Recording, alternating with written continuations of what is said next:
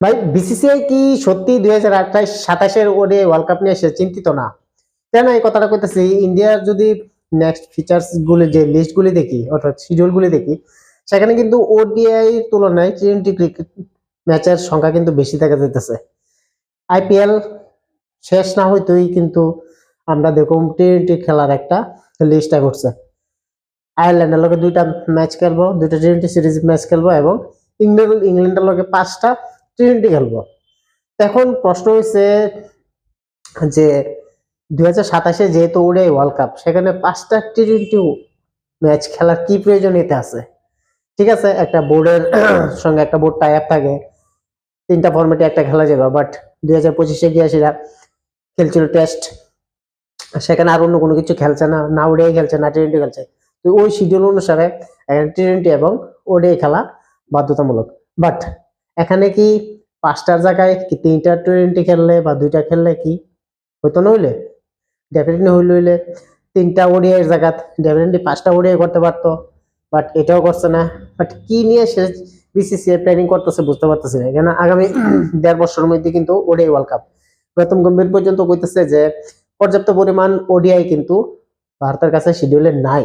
তো সে জায়গার মধ্যে টি-টোয়েন্টি পরিবর্তে যদি ওডিআই ক্রিকেটের প্রাধান্যটা একটু বেশি দেওয়া হয়, তাহলে কিন্তু ডেফিনেটলি ম্যাচ প্র্যাকটিসটা টিম ইন্ডিয়ার লাগে অনেক বেশি থাকবো এবং প্রিপেয়ার সেই লেভেলের হইতে পারবো।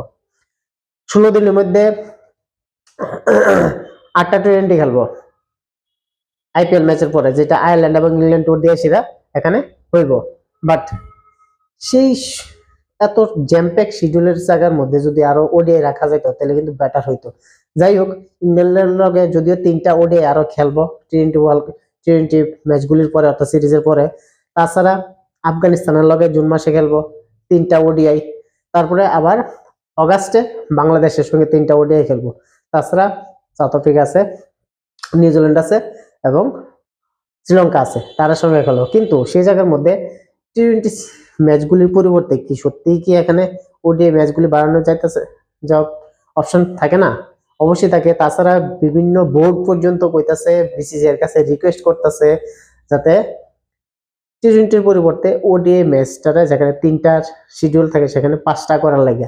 নিউজিল্যান্ড বোর্ড হোক, শ্রীলঙ্কার বোর্ড হোক, অস্ট্রেলিয়ার বোর্ড হোক বা ইংল্যান্ডের বোর্ড হোক, প্রত্যেকটা বোর্ডে কিন্তু এক্সট্রা ম্যাচ চাইতেছে ওডিআই, যাতে সেখানে ভিউয়ারশিপ তারা পায়, এক্সট্রা পয়সাও যাতে জেনারেট করতে পারে। আবার ইন্ডিয়ার লেগেও কিন্তু একটা বেটার একটা প্রিপারেশন তৈরি হবে। তাছাড়া বিসিসিআই কিন্তু ওই জিনিসটার মাথায় রেখে সেটা একটা পজিটিভ সিগন্যাল দিতেছে, হ্যাঁ চেষ্টা করো। বাট যেহেতু জ্যাম প্যাকড একটা শিডিউল থাকে, সে জায়গার মধ্যে কতটুক ওই শিডিউলের মধ্যে অ্যাডজাস্ট করা যেতে পারে, এটা কিন্তু দেখার বিষয়। তাছাড়া শুধু এটাই না, টেস্ট ক্রিকেটও কিন্তু আছে। 2026-27 যে টেস্ট চ্যাম্পিয়নশিপের সাইকেল, তার মধ্যে কিন্তু টেস্ট তো আছে।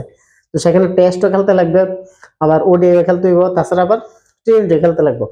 এত অল্প সময়ের মধ্যে, সীমিত সময়ের মধ্যে, যদি ভারতের কাছে রিজার্ভ প্লেয়ারের অভাব নাই, টেস্ট ফরম্যাটের লেগে আলাদা, ওডিআই ফরম্যাটের লেগে আলাদা এবং টি-টোয়েন্টির লেগে স্পেশালিস্ট তো আছে। বাট তারপরও এতগুলি প্লেয়ার থাকার বড় এতগুলি ফরম্যাটের মধ্যে যদি ওডিআইটা ঠিক করতে পারতো, ওডিআই ফরম্যাটটার লেগে একটু চিন্তা করতে, তাহলে বিসিসিআই ডেফিনেটলি এখানে একটু বেটার হইতো। কেন আইপিএল এর পরে কিন্তু গৌতম গম্ভীর যেটা প্ল্যান করে রাখছে যে ওডিআই ক্রিকেটের লেগে প্রিপারেশন কিন্তু স্টার্ট করে দিব।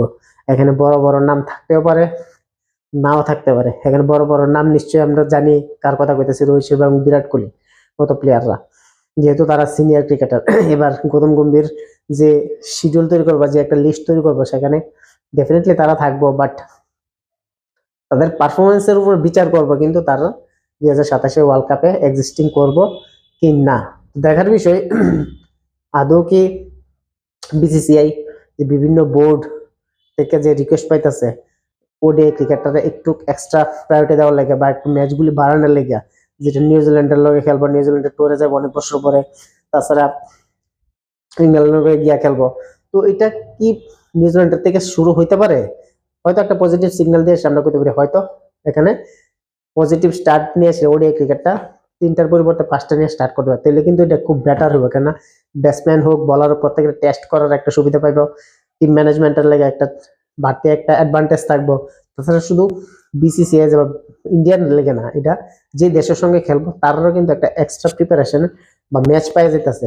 2027-এর লেগে একটা ভাইটাল একটা গুরুত্বপূর্ণ একটা বিষয় হতে পারে। তাছাড়া পাকিস্তানের কথা যদি কই, পাকিস্তান কিন্তু বরাবরই ওডিআই ক্রিকেটের লেগে প্রিপারেশন শুরু করে দিছে। তো দেখা যাক এবার ইন্ডিয়া কতটুক সেই ব্যাপারে আগাইতে পারে বা কতটুকু প্রিপারেশন নিয়ে সেরা এই ওডিআই ওয়ার্ল্ড কাপের লেগে নামতে পারে।